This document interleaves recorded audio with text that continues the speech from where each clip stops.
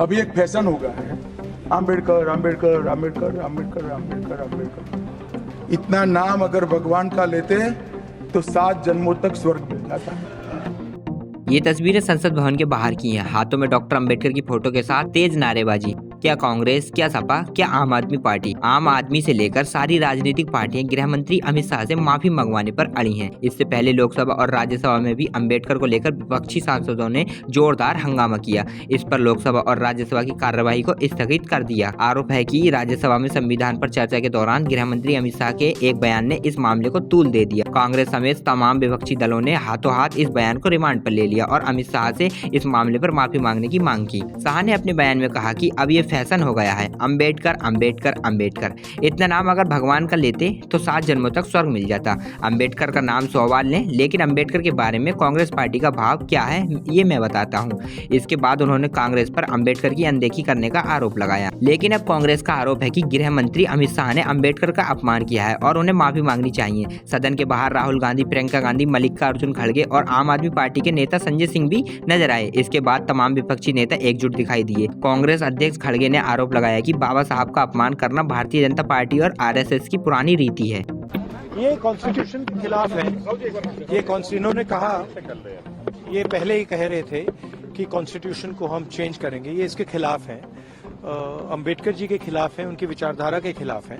इनका पूरा का पूरा काम अंबेडकर जी ने जो किया और जो कॉन्स्टिट्यूशन है उसको खत्म करने का है, तो सब पूरा देश जानता है। और वो मंशा जो उनके दिमाग में है कि उनकी जो मनुस्मृति की आइडियोलॉजी है वो और आरएसएस की आइडियोलॉजी जो है वो दर्शाता है कि वो खुद वो बाबा साहब अंबेडकर के संविधान को रेस्पेक्ट नहीं देना चाहते हैं। उसीलिए हम वो कंडेम करते हैं और I demand his resignation. We all the parties demand his resignation and he should apologize to the country। और वो अपना काम करना चाहिए उन्होंने। और इस ढंग से अगर वो बात करते रहेंगे सारे हिंदुस्तान में आग लगेगी कि बाबा साहब अंबेडकर का अपमान कोई सहन नहीं करेगा। अगर उनको अपने जगह से इस्तीफा देना चाहिए और ऐसे अपमान कोई पार्टी, कोई देश का आदमी स्वीकार नहीं करता। कांग्रेस समेत तमाम विपक्षी नेताओं ने गृह मंत्री अमित शाह के बयान पर हमला बोलते हुए कहा कि बीजेपी बाबा साहब का शुरू से अपमान करती आई है। उनकी यही नीति है और नीयत साफ है। उन्हें इस सब के लिए माफी मांगनी चाहिए और अमित शाह को देश को ये बताना चाहिए कि अंबेडकर पर ऐसा क्यों कहा। देखिए, देश के गृह मंत्री जी ने कल सदन के अंदर बोलते हुए जिस अहंकारी भाषा में बाबा साहब अंबेडकर के बारे में बोला है वो निंदनीय है, वो बहुत ही शर्मनाक है। उनका ये कहना कि अंबेडकर का नाम लेना एक फैशन बन गया है और अगर इतनी बार भगवान का नाम लेते तो स्वर्ग मिल जाता। क्या अंबेडकर भगवान है? तो हाँ, इस देश के दलितों के लिए, पिछड़ों के लिए, महिलाओं के लिए अंबेडकर भगवान का ही दर्जा रखते हैं। आपने देखा कि कल गृह मंत्री जी ने बाबा साहेब के ऊपर किस तरह की टिप्पणी की है। हमारा संविधान हमारा ग्रंथ है, हमारे देश का ग्रंथ है, और अगर संविधान ग्रंथ है तो बाबा साहेब भी भगवान से कम नहीं है। ऐसी छोटी सोच की टिप्पणी करना बाबा साहेब के बारे में, बाबा साहेब का भी अपमान है, देश का अपमान है, देश के लोगों का अपमान है और हमारे संविधान का अपमान है। वो ये कह रहे हैं कि आप लोग सिर्फ चुनाव के लिए बाबा साहब। इन्होंने क्या किया है, हर बार जब इस तरह की बात होती है, ये बल्कि हमारे भी नेता हैं उनको भी अपना बनाने को तैयार हो जाते हैं जब चुनाव आता है। तो इन्होंने हमेशा हर तरह के हथकंडे अपनाए हैं चुनाव में, लेकिन बाबा साहेब का अपमान इस तरह से हाउस में होगा ये कभी कोई सोच भी नहीं सकता था। देखिए, जिस तरीके से 1.5 घंटे के भाषण में बहुत उन्होंने बात की कि संविधान का कितना उनको रिस्पेक्ट है, क्या है, पर वो 11 सेकंड में उन्होंने बता दिया इनका सिर्फ संविधान से विरोध नहीं है, क्योंकि अंबेडकर जी ने संविधान को बनाया है उसका विरोध है।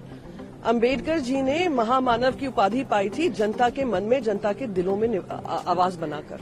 उन्होंने लाखों करोड़ों वंचित पिछड़े लोगों की लड़ाई लड़कर, खुद गरीब परिवार से आकर उन्होंने वो लड़ाई लड़ी है। उन्होंने महत्वपूर्ण स्थान संविधान में उनके लिए दिया है। आज हर घर में उनको पूजा जाता है, कोई ऐसा घर नहीं होगा जहां पे उनकी पूजा नहीं होती है। एक वो है जो स्वघोषित महामानव अपने आप को मानते हैं पर कर्मों से संविधान के खिलाफ हैं। तो उनके 11 सेकंड के इस क्लिप ने बता दिया है कि इनकी सही मायने में सोच क्या है। भारतीय जनता पार्टी संविधान की विरोधी रही है, पर उससे ज्यादा बाबा साहेब अंबेडकर जी की विरोधी रही है, वो पिछड़े लोगों की विरोधी रही है, वो गरीब परिवारों की रही है, वो वंचित परिवारों की रही है। वो उनके शब्दों से झलका है और हाँ, हम ये प्रोटेस्ट जारी रखेंगे। हालांकि भारतीय जनता पार्टी की ओर से कहा जा रहा है कि कांग्रेस बयान को काट छाट कर दिखा रही है और बयान को गलत तरीके से पेश कर रही है। ऐसे में आपको सुनवाते हैं अमित शाह का राज्यसभा में दिया हुआ वो पूरा बयान, सुनिए जरा। तो सच अर्थ में अंबेडकर जी के प्रति आपका भाव क्या है, ये मैं बताता हूं। मान्यवर, अंबेडकर जी को देश की पहली कैबिनेट से इस्तीफा क्यों दे दिया?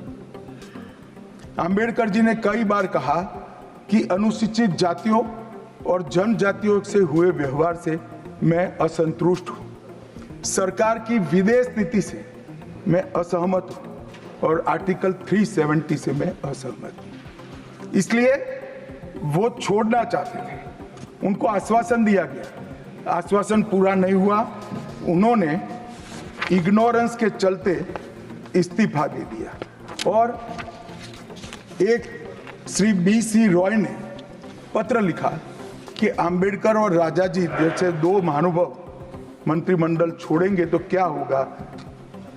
तो नेहरू जी ने उनको जवाब में लिखा है, राजा जी के जाने से तो थोड़ा बहुत नुकसान होगा, अंबेडकर के जाने से मंत्रिमंडल कमजोर नहीं होता है। मान्यवर, ये विचार है जो खड़गे जी कह रहे हैं ना, क्या आपत्ति है? जिसका विरोध करते हो उसका वोट के लिए नाम देना कितना उचित है? क्योंकि अब अंबेडकर जी को मानने वाले पर्याप्त संख्या में आ गए हैं, इसलिए आप अंबेडकर अंबेडकर कर रहे हो।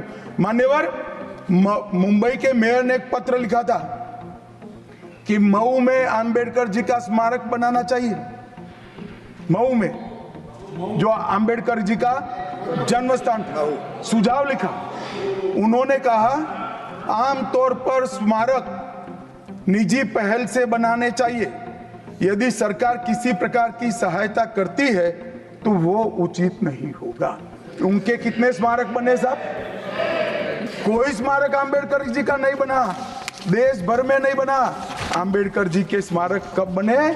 जब भारतीय जनता पार्टी सत्ता में आई, तब मऊ में डॉक्टर अंबेडकर के जन्म स्थान पर स्मारक बना, लंदन में अध्ययन करते थे वहां स्मारक बना, नागपुर में शिक्षा दीक्षावलित वहां बना, दिल्ली में महापरिनिर्वाण स्थल पर बना और मुंबई में चैत्य भूमि में भी बन रहा है। हमने